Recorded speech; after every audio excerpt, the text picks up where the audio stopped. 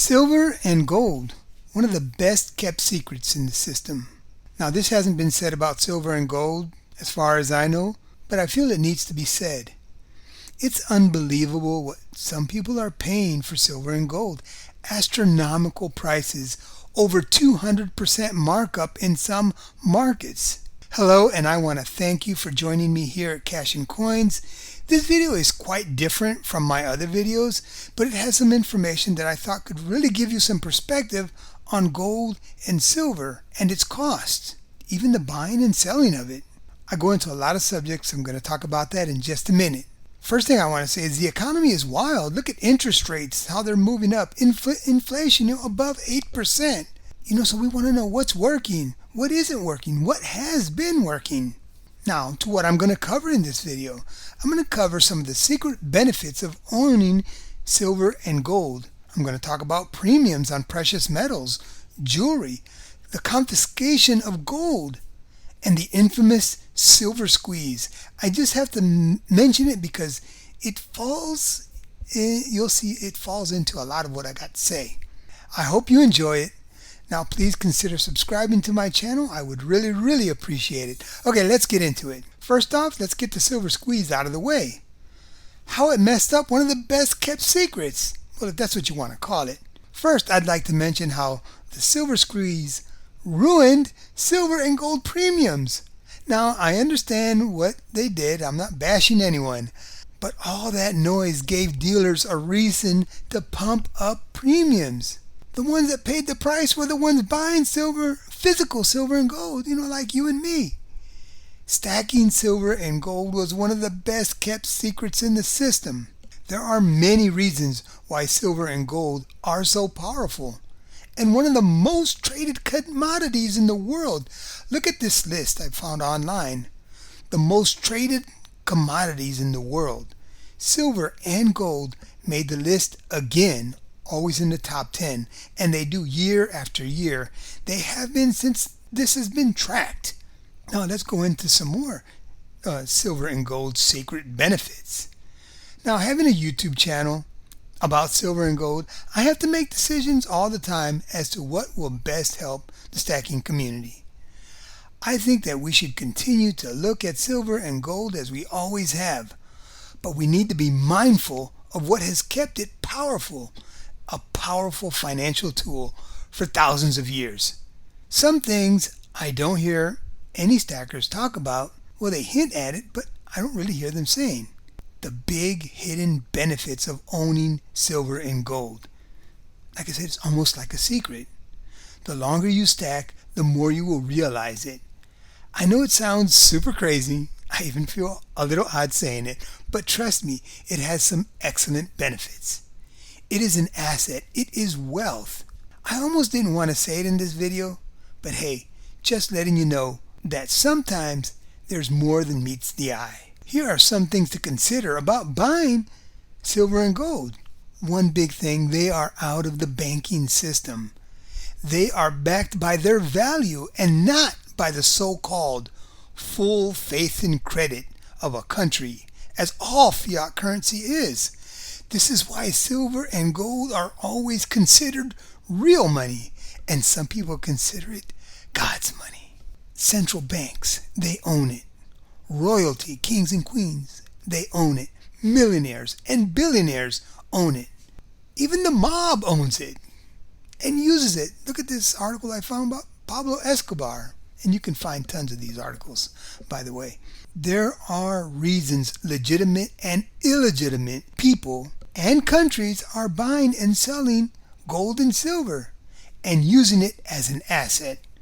With gold and silver, you can be your own bank. They are considered money in most countries on our little blue planet. Silver and gold are long-term investments. I do want to clarify that. They are not really a get-rich-quick type of thing, and I'm not a financial advisor, and I'm not trying to say that I am, just giving you my personal opinions. Now, premiums. We have to touch on premiums since we talked about the silver squeeze. One thing I used to love about buying silver and gold was that no one was really talking about it. It was pretty much kept quiet to the general population. Premiums were pretty low. I bought from JM Bullion their starter pack. That whole 10 ounces of silver was at spot.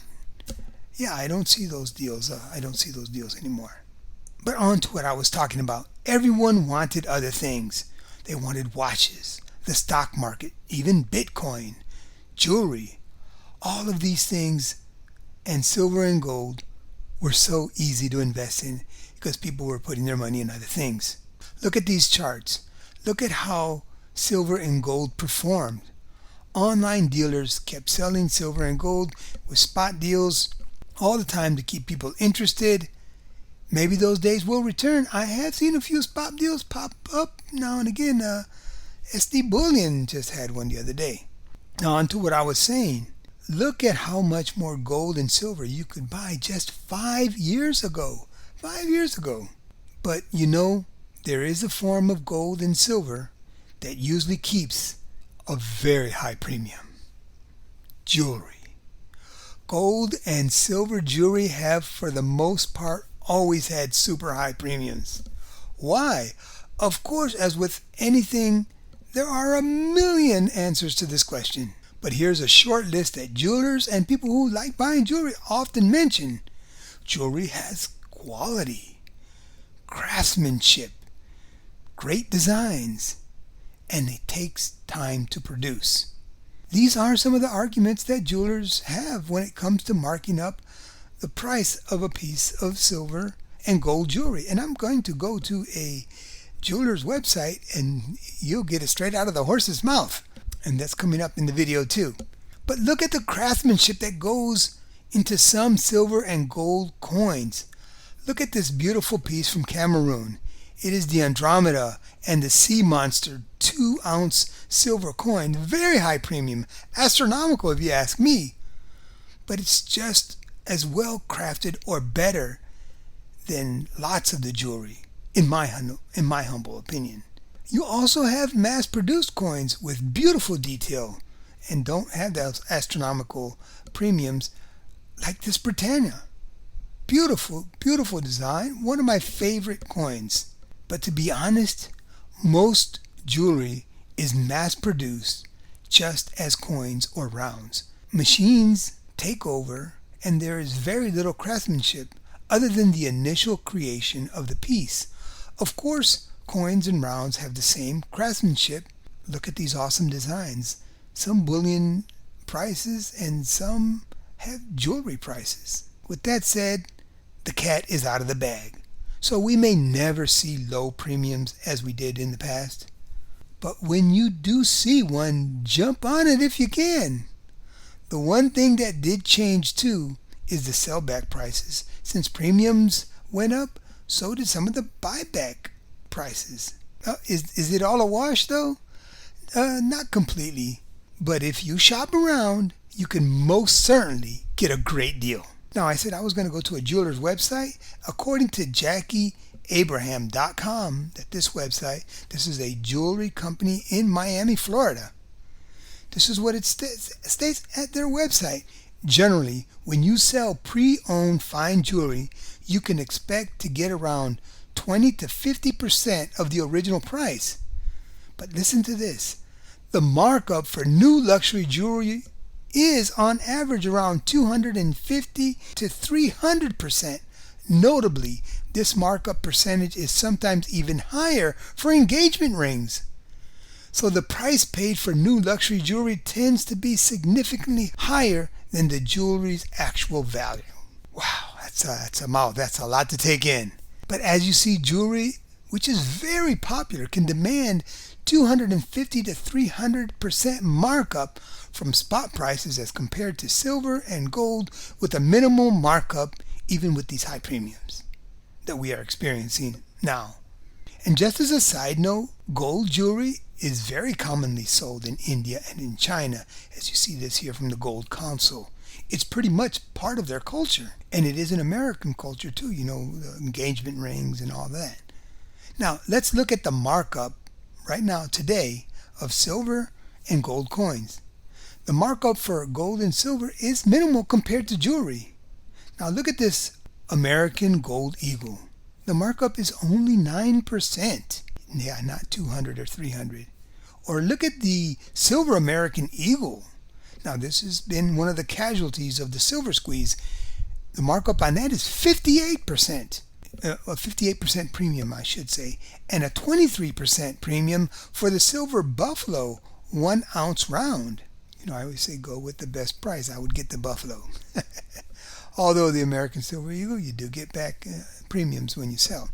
There is a lot of potential here, a lot of positive potential here, as you can see, and it can't be missed. And yes, jewelry offers its benefits. Even historically, it offers its benefits.